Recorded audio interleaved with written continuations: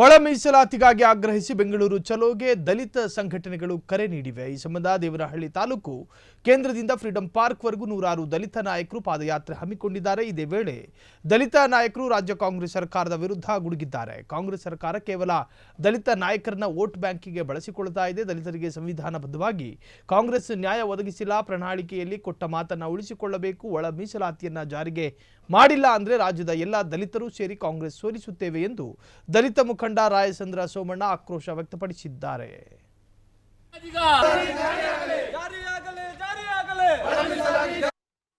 ಕಾಂಗ್ರೆಸ್ ಸರ್ಕಾರ ನಮ್ಮನ್ನ ದಲಿತರನ್ನ vote bank ಆಗಿ ಮಾಡ್ಕೊಂಡು ವೋಟ್ ಬ್ಯಾಂಕ್ ಆಗಿನೇ ನಡ್ಸ್ಕೊಂಡ್ ಬರ್ತಾ ಇದೆ। ನಮ್ಮ ದಲಿತರಿಗ ಇದುವರೆಗೂ ಯಾವುದೇ ರೀತಿ ಸಂವಿಧಾನಬದ್ಧವಾಗಿ ಯಾವುದೇ ರೀತಿ ನ್ಯಾಯ ಯಾವುದೇ ಸರ್ಕಾರ ಕೊಟ್ಟಿಲ್ಲ।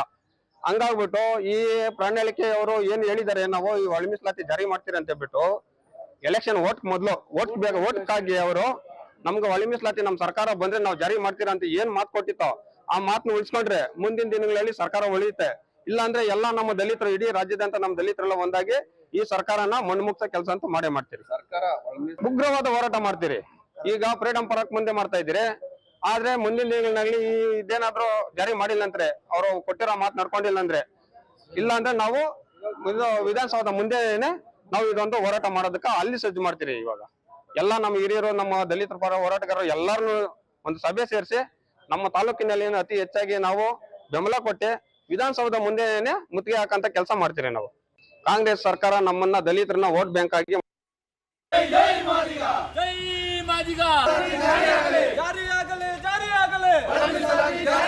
ಸದಾಶಿವ ವರದಿ ಜಾರಿಯಾಗಲಿ, ಬೇಕೇ ಬೇಕು, ಬೇಕೇ ಬೇಕು,